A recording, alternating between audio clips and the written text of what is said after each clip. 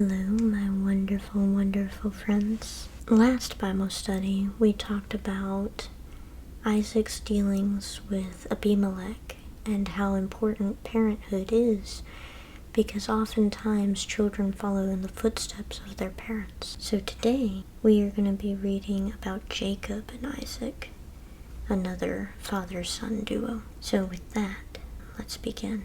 When Esau was 40 years old, he married Judith, daughter of Beri the Hittite, and also Basemath, daughter of Elon the Hittite. They were a source of grief to Isaac and Rebekah. When Isaac was old and his eyes were so weak that he could no longer see, he called for Esau, his older son, and said to him, "My son." "Here I am," he answered. Isaac said, "I am now an old man and don't know the day of my death. Now then, get your equipment, your quiver and bow, and go out to the open country to hunt some wild game for me. Prepare me the kind of tasty food I like and bring it to me to eat, so that I may give you my blessing before I die." Now Rebekah was listening as Isaac spoke to his son Esau. When Esau left for the open country to hunt game and bring it back, Rebekah said to her son Jacob, "Look, I overheard your father say to your brother Esau, 'Bring me some game and prepare me some tasty food to eat, so that I may give you my blessing in the presence of the Lord before I die.' Now my son, listen carefully and do what I tell you. Go out to the flock and bring me 2 choice young goats so I can prepare some tasty food for your father, just the way he likes it. Then take it to your father to eat, so that he may give you his blessing before he dies." Jacob said to Rebekah his mother, "But my brother Esau is a hairy man, while I have smooth skin. What if my father touches me?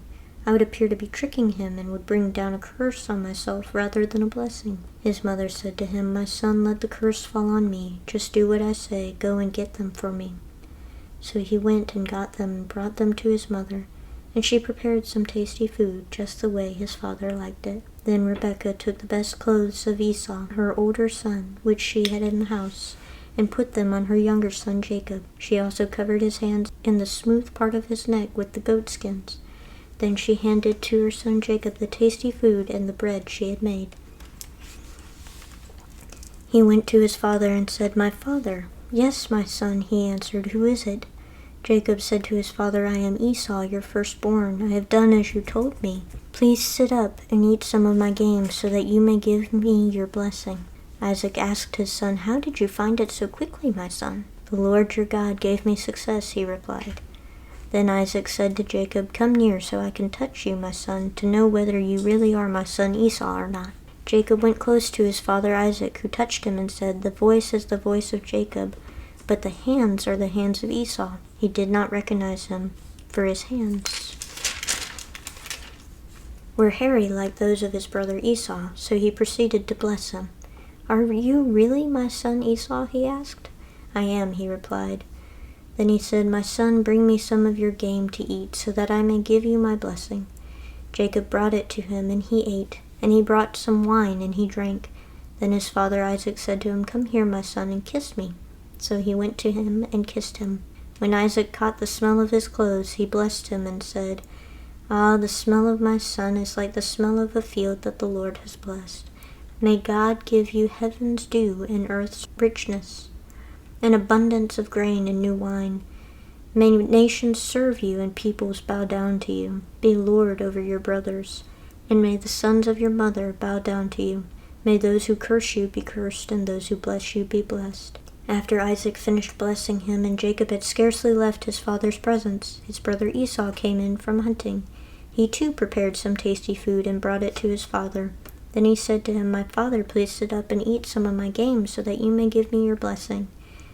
His father Isaac asked him, "Who are you?" "I am your son," he answered, "your firstborn Esau." Isaac trembled violently and said, "Who was it then that hunted game and brought it to me? I ate it just before you came, and I blessed him, and indeed he will be blessed." When Esau heard his father's words, he burst out with a loud and bitter cry and said to his father, "Bless me too, my father." But he said, "Your brother came deceitfully and took your blessing." Esau said, "Isn't he rightly named Jacob? This is the second time he has taken advantage of me. He took my birthright, and now he's taken my blessing." Then he asked, "Haven't you reserved any blessing for me?"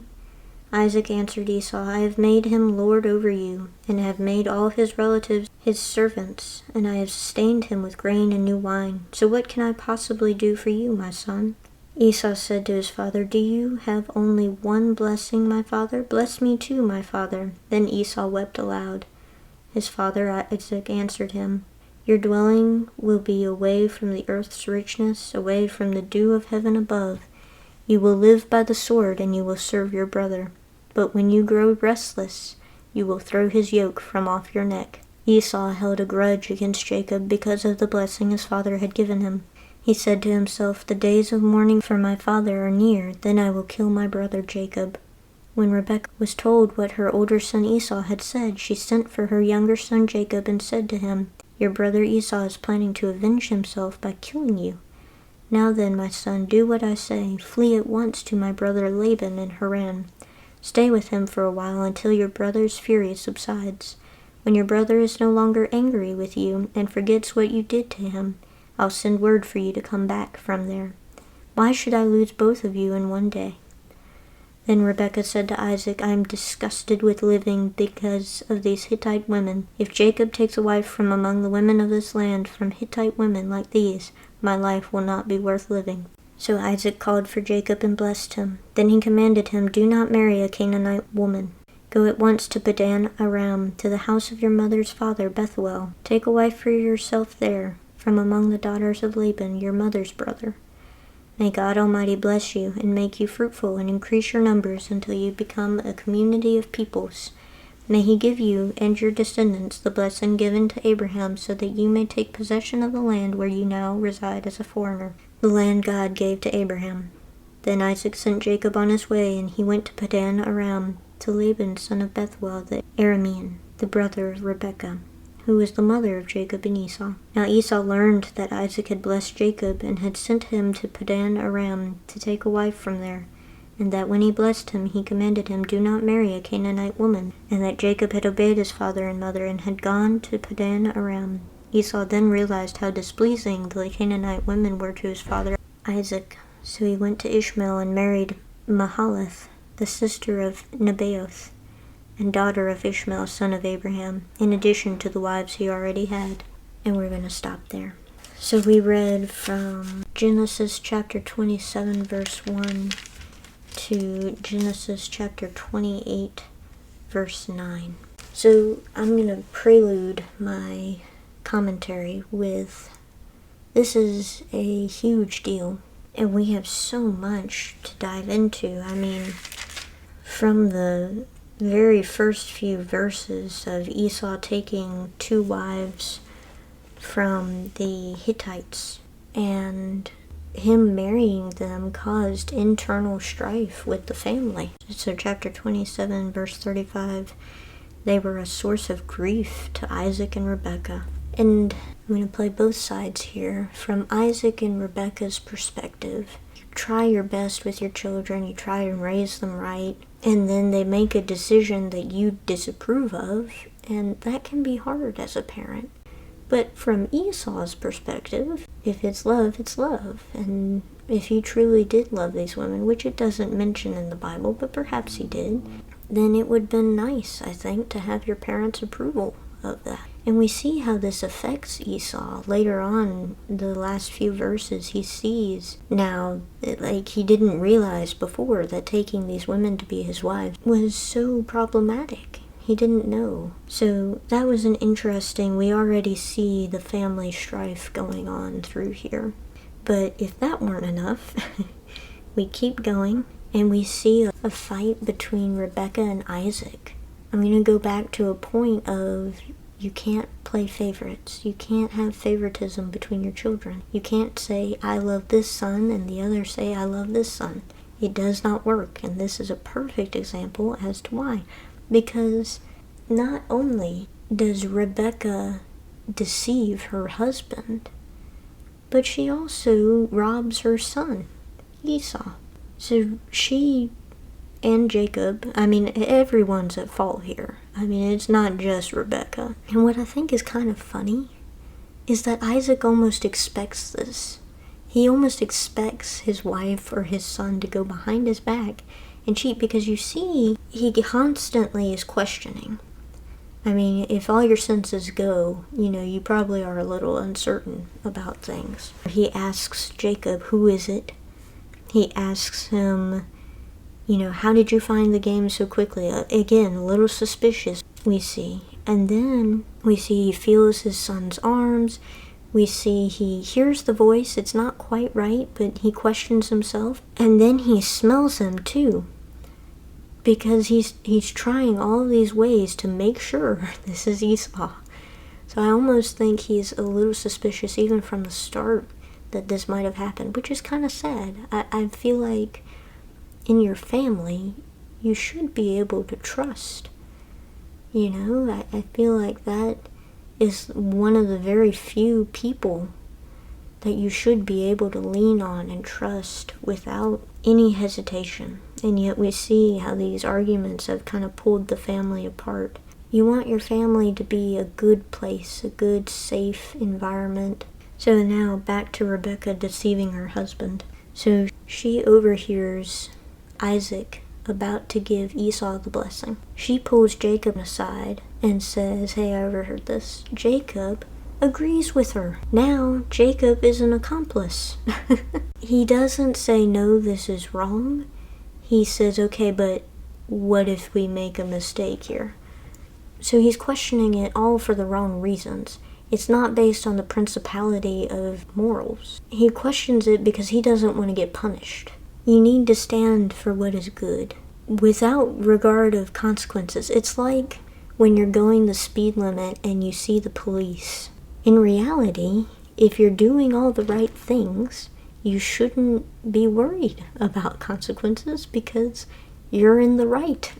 So here we see Jacob's becoming an accomplice to Rebekah's plan. And Rebekah is like, don't worry about the consequences, I'll take the blame. Which is nice in a way, I mean, she's taking the blame for her son, but still she's deceiving her husband and wronging Esau in the process. It wasn't good enough for Jacob to get the birthright. He has to have more. So we might see some greed here. So Isaac, once realizing that Jacob is Esau, falsely of course, but he realizes it, he blesses him tremendously. And by doing this, he fulfills God's prophecy to Rebekah, saying that the oldest will serve the youngest. We read about that a little while ago. So then Esau comes in, and he realizes what Jacob has done. Esau says something interesting, and I know I've mentioned it before, but in verse 36, chapter 27, verse 36, it says, Esau said, isn't he rightly named Jacob? And just to remind you, Jacob means he grasps the heel, or he takes advantage of, or he deceives. So Esau is kind of saying Jacob is fulfilling his namesake. He's deceived you. And I kind of feel bad for Esau because this has been taken away from him. And he begs his father, you have to have saved something. And in reality, I'm not quite sure why Isaac went all in with this. I don't know why you wouldn't, like Esau is saying, save some of the blessing. Because surely, if you were trying to be fair, which I guess, in a way, like we said before, Isaac had favorites, and so did Rebekah. So maybe he wasn't trying to be fair. But if you were to be fair, I feel like you would have blessed some with some goodness and the other with other goodness, But like I said, maybe this was his way of trying to give Esau an advantage. I'm not sure. But at least Isaac does say that Esau, when he grows restless, will throw the yoke off of his neck. So if you don't know what a yoke is, when we used to farm the lands, you would have oxen and horses, and you would put this thing, this big, bulky, heavy object around their neck and tie it to like a plow. And what would happen is these oxen and these horses would pull the plow. So when he says you will throw his yoke from your neck, it's a metaphor in the sense of this heavy burden, this weight of working for your brother. You'll throw it off of you. It won't be a burden anymore. And so Esau decides to hold a grudge against Jacob, we see. And in a way, like I said, I can see why. But he goes pretty far and says he's going to kill Jacob. I'm sure we've all gotten angry. That's just a human emotion. And it's okay to be angry sometimes. But we can't let anger control us. If we let anger control us, there's no going back from a decision made in anger. So we need to be cautious and realize that we are angry. It's kind of like when you're hungry and you're really upset until you get food, and then the world is just a better place. It's kind of like that with anger. You see the world in a different light when you're angry. And so something that I have to work on, something that I think most people have to work on, is praying to God for peace and then letting Him give you peace. Because sometimes you just want to stay angry, and I get that, but it's not healthy for you or for anyone else. You gotta let God give you that peace, because if you hold on to your anger, if you pray and then you're like, I'm just not gonna get over it, even with God tapping on your shoulder saying, hey, let it go, if you ignore God, it's not going to go well. Listen to God. Let Him bring you peace, because life in peace is a lot better than a life in anger and bitterness. But we see here that Esau's grudge takes control of him. So Rebecca goes to Jacob and says, hey, you need to leave. He's going to kill you.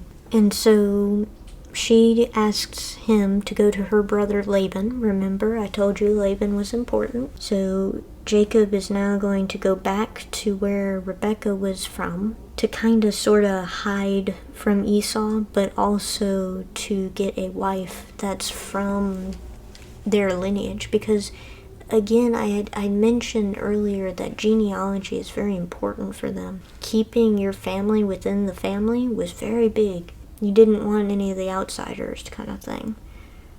So him marrying someone within the family was really a big deal. So he went. Isaac sees Jacob, or he calls for Jacob, and he blesses him, which I think is interesting. So Jacob just deceived Isaac, stole Esau's blessing, has done all these horrible things, and yet Isaac blesses him and says, go on your way, go get a wife from our family. I find that interesting. And I don't know whether to commend Isaac for his forgiveness of Jacob, or to be upset with Isaac because he didn't do anything.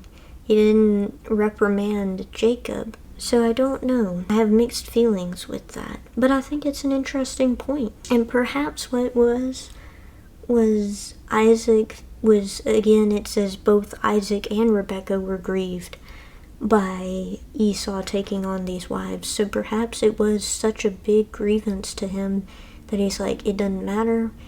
Get a wife from my family. It's going to be okay. So perhaps it was just a difference of priorities. I'm not quite sure. But once he does this, once Isaac blesses Jacob and sends him on his way, Esau realizes that it was such a big deal for him to marry within that bloodline. And so something that's kind of interesting, again, another interesting point, is Esau marries one of Ishmael's daughters, which I think is so bizarre, because as you remember, Isaac and Ishmael were brothers. So Abraham had Ishmael first and then Isaac, and Isaac marries Rebekah.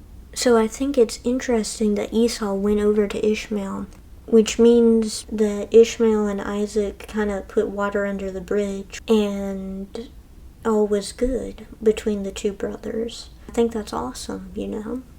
So those are just a few thought-provoking points. I think I'm going to wrap it up there. I hope you have a wonderful night, a wonderful day, and a wonderful morning. Bye.